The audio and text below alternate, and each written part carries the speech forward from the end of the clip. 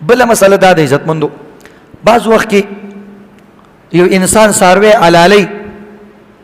بس داسې سچل پیو شي نشي علالوله یکدم ګډوډ شي او الته چې سره وګوري نو ټولو سره نابالغ ماشومانی 14 سال 13 سال داسې الکانی یو سره کور کې یا سره خزه لګیا د کار کوي یا سره دغه رنګي نابینا کس دی هغه سره خپل اس نیولې دي یا دغه شان ګونګې دی په خپل باندې سره سویل نشي نو اوس آیا دا کسان به قرباني کولی شي کنه ګونګا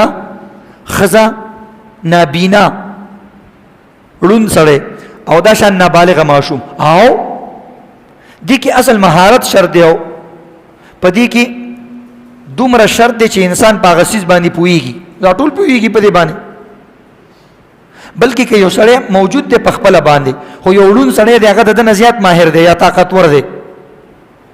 یا یو نابالغ ماشوم دی هغه باډي بلډر دی هغه د پلان نه ډیر تکړه دی د بوډا لاس رپیږي او هغه باډي بلډر دی هغه نه رپیږي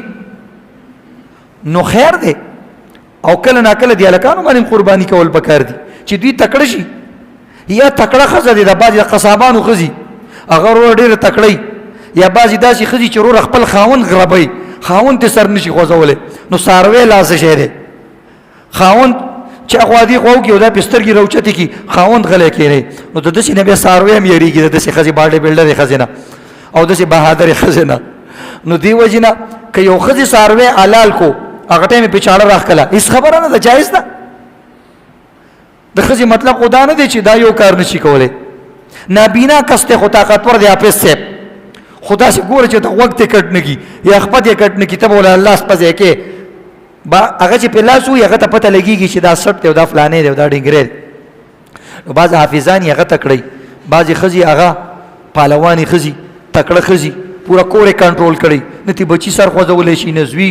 نو د خاوند درونه بعض ډیر ریاستي خزي نو بس کاغي حلال کو خیر دی ګونګا دی هغه کلمه نشي ویلې اوس بس کې بسم الله الله اکبر نشي ویلې غریب خیر دی هغه ته معاف دي د عذر د وجنه هغه ته کلمه معاف تنو په خپل باندې ویل نو دا خو وړه خبره ده شریعت ډیر آسان احکامات دي نو کله نا کله د الکان خو په دې خبره خیال ساتي چې بس کم څوک علاله کوي چې بس هغه تکبیر خامخا وي او بسم الله خامخا وي بس دا وته دی وجنه په هغه وخت کې په زور زور ویل پکار دي چې ټول ته پته ولګي چې الکه تکبیر دی او ډیر خوان کوي په هغه وخت چې ټول تکبیر وي ډیر زبردست خوان کوي چې که حج لاړم چرته د حج کې روانه ډیر دا تکبیرات ورځي دي هر ځای کې تکبیر ویل پکار دي بلکې بعضی قصابانی نسواریان هغه ته کلمه یاد نه یا نه وي نو دی وجنه ته الله اکبر وای چې تشهد ډیټ نه کی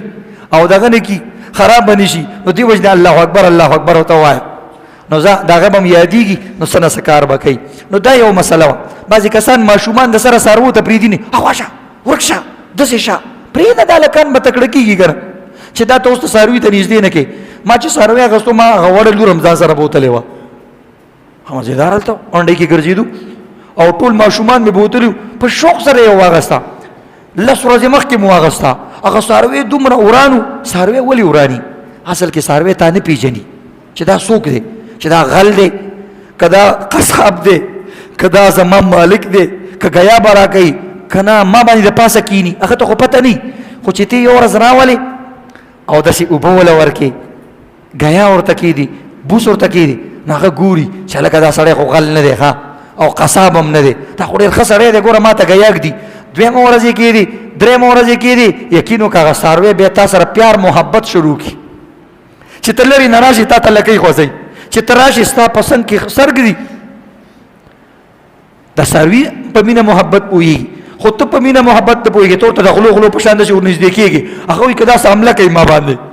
ته ورته ګیا ونیسه ښه شی ورته ونیسه ته ګوره چې تا سره ساروی اموخته کېږي که نه نو دی نبي علیه الصلاة وسلام وایي تاسو ساروي دا ساتئ او نبی اسلام د مینې والا سیز حلالوي نو چې کله ته یو څو ورځې حلال ځان سره وساتې نو ستا ساروي سره مینه پیدا شي هغه ساروي تا سره مینه پیدا شي نو بیا د دې ثواب د هغه ساروي په نسبت باندې زیات دی چې کوم تا پاکه ورځ واغسته او حلال دی وکړو مینه محبت عزتمندو څاروو سره کوئ